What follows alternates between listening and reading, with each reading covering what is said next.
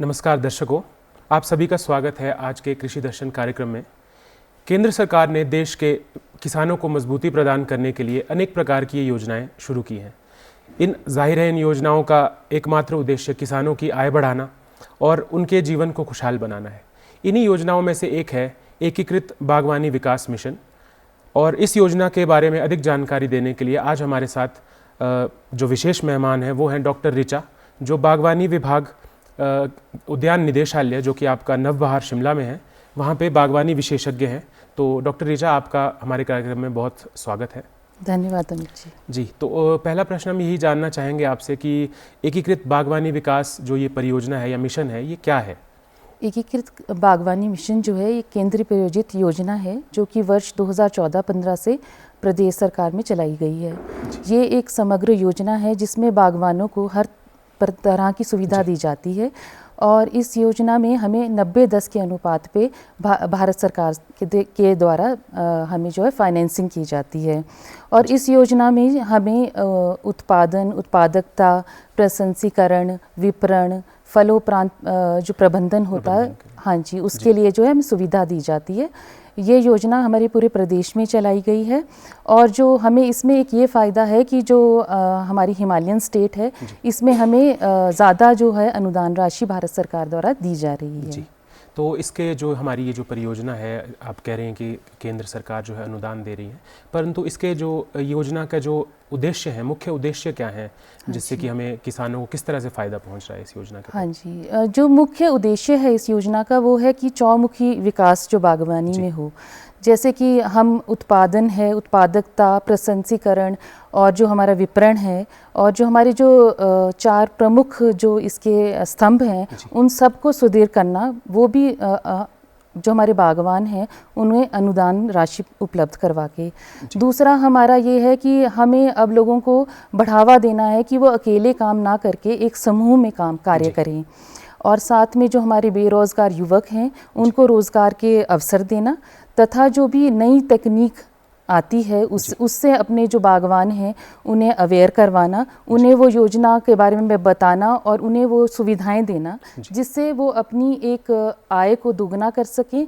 साथ में एक पोषण की जो सुरक्षा है वो हमारी ज़िंदगी में हो सबकी। हाँ जी, इस परियोजना के अंतर्गत जैसे आप कह रहे हैं कि सुविधा देना युवाओं को, जो हमारे किसान बागवान भाई बहन हैं, इसके अंतर्गत क्या क्या सुविधाएँ प्रदान की जा रही हैं बागवानों के लिए? जी, बेसिकली जो ये स्कीम है इसमें अनुदान ही राशि दी जाती है। जैसे अनुदान जो है 40 से 80% तक दिया जाता है, जिससे हम प्रोत्साहित करते हैं अपने किसान बागवानों को नई तकनीकों को अपनाने के लिए, जिससे वो अपनी आय को बढ़ाएं।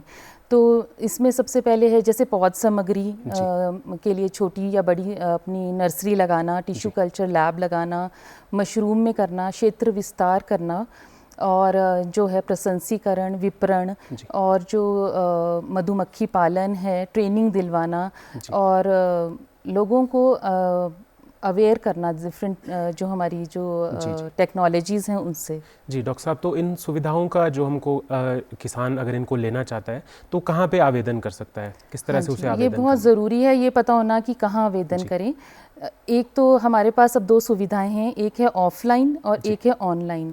ऑफलाइन में जो आपकी नियर आपके घर के पास जो भी HEC है या जो ब्लॉक का हमारा ऑफिस है वहाँ पे जाके आप आवेदन कर सकते हैं, या तो आप घर बैठे ही हमारा उद्यान पोर्टल है वहाँ पे आप साइन अप करके उसमें अपना एक प्रोफाइल बना सकते हैं और उसके द्वारा जितनी भी योजनाएं, ना कि एकीकृत बागवानी मिशन परंतु जो भी अलग हमारी जो भी योजनाएं हैं केंद्र की हों चाहे हमारे प्रदेश की हों, वहाँ से वो सुविधा आप ले सकते हैं। जी, तो जब हम आवेदन करते हैं, जब कोई भी कृषक भाई हमारा या बागवान भाई आवेदन करता है तो उस आवेदन के लिए हमें क्या क्या दस्तावेज़ उसे जमा करने होते हैं विभाग में, या ऑनलाइन भी अगर उसे जमा करने हो? हाँ जी, अगर आप ऑफलाइन की बात करें तो आपको जो मेन है आपके पास आपका जो एप्लीकेशन फॉर्म होना चाहिए, साथ में आपका आधार कार्ड, आपके रेवेन्यू पेपर जो जमाबंदी है, ततीमा है वो होना चाहिए और मोबाइल नंबर। अगर आप ऑनलाइन करें तो मोबाइल नंबर, ईमेल एड्रेस ये अनिवार्य हैं, आधार कार्ड ज़रूरी है और साथ में आपका जो बैंक अकाउंट है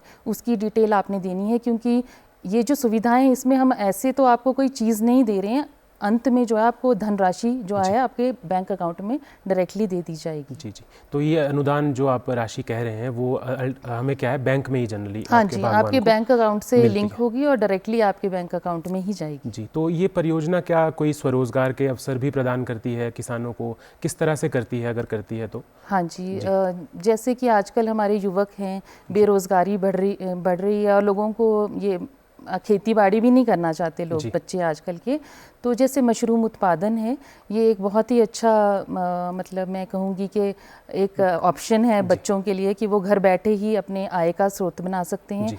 छोटी बड़ी नर्सरी वो खोल सकते हैं इस योजना में सुविधा लेके।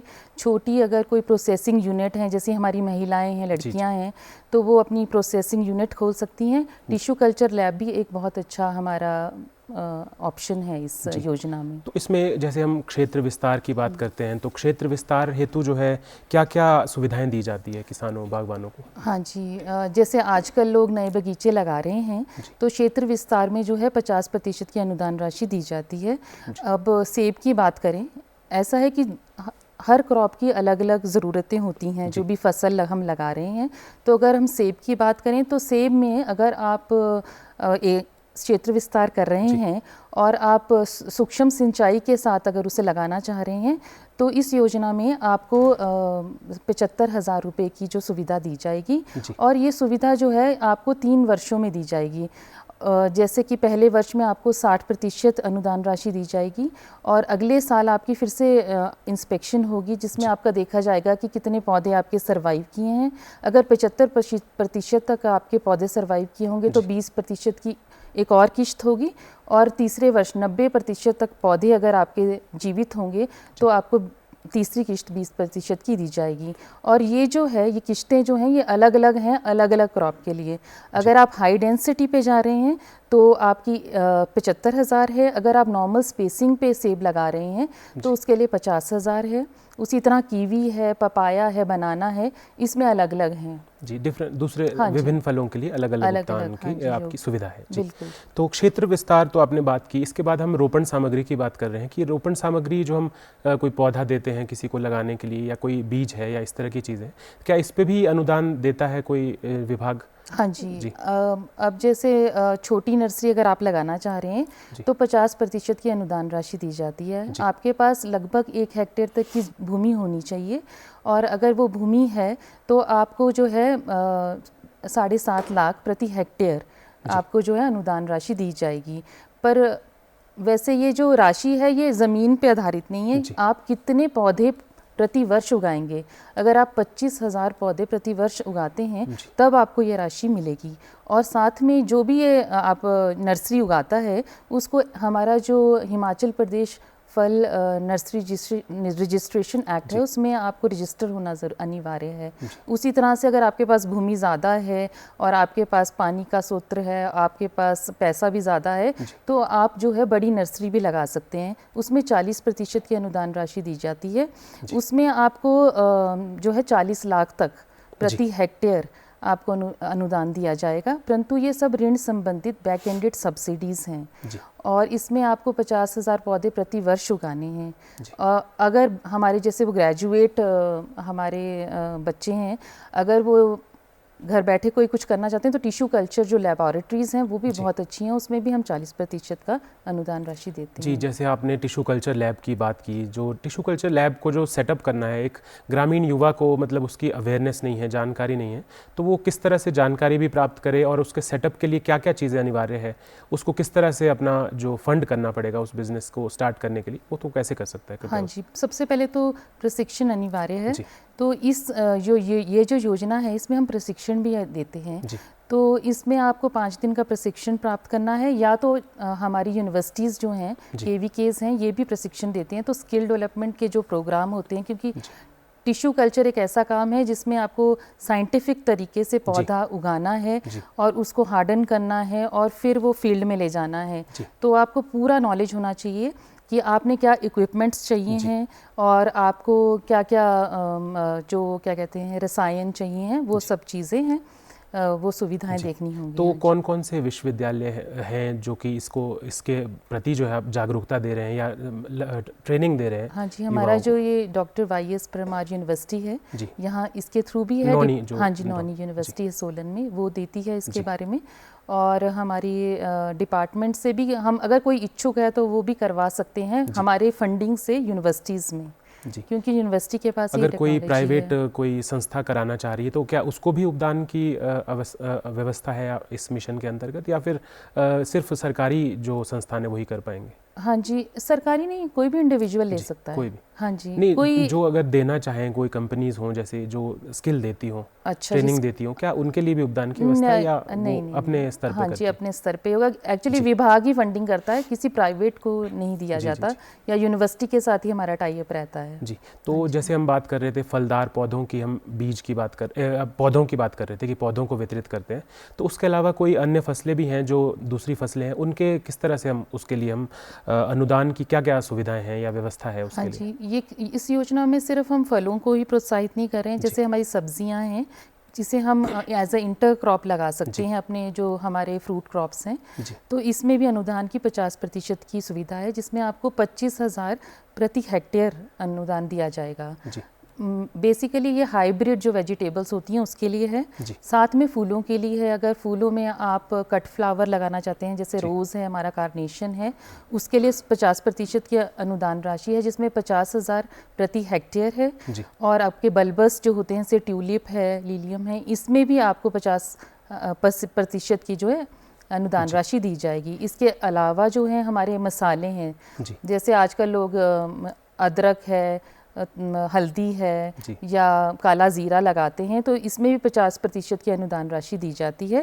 सुगंधित पौधे जो हैं उसके लिए भी हमारे पे 50,000 प्रति हेक्टेयर की अनुदान का सुविधा दी जाती है। सुगंधित पौधों में सिर्फ जैसे कि मसाले वगैरह भी, इसके लिए भी दिया जाता है अनुदान? मसालों के ऊपर मसालों पे है, जैसे कि मैंने बताया आपको कि काला ज़ीरा है, और आप चाहें तो कुछ भी लगाएं जो भी मसाले की कैटेगरी में आता है, उस पे आपको सुविधा दी जाएगी। और साथ में जैसे हल्दी है, अदरक है, लहसुन है, और हमारा ये कहते हैं मेथी है, इसके लिए भी आपको सुविधाएं जी। जैसे इसमें हम नारियल की भी बात कर रहे हैं या फिर बांस की भी सुदेश्य इस मिशन के अंतर्गत जो है इसके उद्देश्यों में है, तो आपको क्या लगता है कि हिमाचल प्रदेश में कोई इन दोनों क्रॉप्स के लिए कोई सुविधाएं हो सकती हैं या फ्यूचर में कोई इसका स्कोप है? अगर हम कोकोनट की बात करें तो वो तो नहीं कि यहाँ की जलवायु उतनी उपयुक्त नहीं है कि यहाँ उगाया जा सके, परंतु बांस वगैरह में हो सकती है। परंतु अभी तक ऐसा होता है, इसमें हम जो भी सुविधा देते हैं उसका पहले एक प्लान बनाया जाता है, वो जो है पंचायत स्तर से जो है डिस्ट्रिक्ट डीसी के थ्रू अप्रूव होके हमारे पास जो निदेशालय है वहाँ पे आता है, उसके बाद वो हम भारत सरकार में भेजते हैं।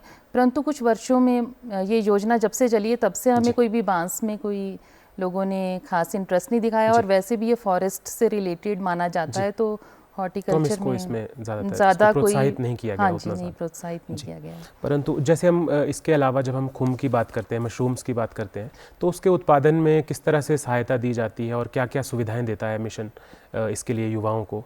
हाँ जी, खुम्ब उत्पादन एक बहुत ही अच्छा स्वरोजगार का अवसर देता है हमारे युवाओं को। जो हमारी खुम्ब उत्पादन है, पहले हमने जब हमारी प्रदेश सरकार ने छोटे स्तर पे इसको प्रोत्साहित किया, जब हम छोटा कमरा देते थे 20, 12, 10 का, जिसमें हमारे 400 बैग लगाए जाते थे और सीजनली हम प्रोडक्शन कर सकते थे। परंतु हमने देखा कि लोगों की जागरूकता बढ़ी और उनका इंटरेस्ट उसमें बढ़ा, तो हमने जो हमारी जो भारत सरकार है उसने कमर्शियल बेसिस पे पूरे वर्ष भर अगर आप मशरूम की प्रोडक्शन या क्रॉप लेना चाह रहे हैं तो उसके लिए एक अनुदान शुरू किया, जिसमें हम 40% की अनुदान देते हैं। अगर आप प्रोडक्शन करना चाह रहे हैं, मतलब मशरूम उगाना चाह रहे हैं उस पर, या तो अगर आप उसकी खाद बनाना चाह रहे हैं जो हाँ जी, कंपोस्ट जिसे बोलते हैं, उस पर भी 40% है। और अगर आप स्पॉन जो उसका बीज है अगर वो बनाना चाह रहे हैं तो उस पर भी आपको अनुदान राशि दी जाती है। सब में 40% ही है। और परंतु ये ऋण संबंधित बैक एंडेड सब्सिडीज़ हैं, इसमें क्या है, आपको लोन लेना पड़ेगा बैंक से, और साथ में आपकी जो पूरी DPR बनती है, अप्रूव्ड होता है, उसके बाद ही आपको ये अनुदान दिया जाएगा। जी। तो इसमें मिशन के अंतर्गत जैसे हम बात कर रहे हैं कि टेक्निकल सपोर्ट की भी हम बात कर रहे हैं इसमें कि यंत्रीकरण किया जाएगा, तो जो बागवानी यंत्रीकरण है उसमें क्या सुविधाएं हैं या फिर उसके लिए क्या स्कोप है इस मिशन के अंतर्गत? हाँ जी, जैसे आपने देखा ही होगा कि हमारा जैसे हिली स्टेट है जी, जो हमारे किसान बागवान हैं इनको बहुत मतलब परिश्रम करना पड़ता है काम करने के लिए।